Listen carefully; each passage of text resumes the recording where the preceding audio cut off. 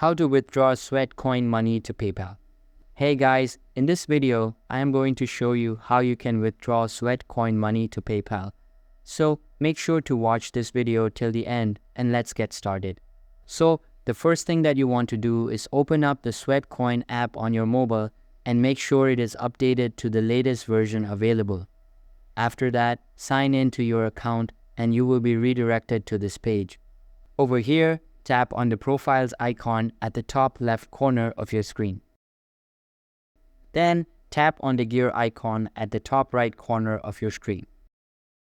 After that, tap on Help.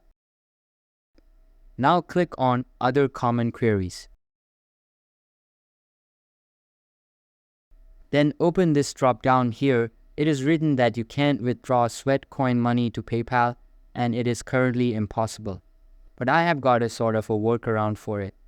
Simply close the settings, go to the shops page.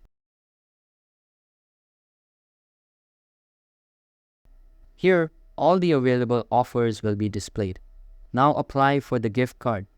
Currently, this is the only way for withdrawing the Sweatcoin money to PayPal. So that's how you can withdraw Sweatcoin money to PayPal. That's all for this video.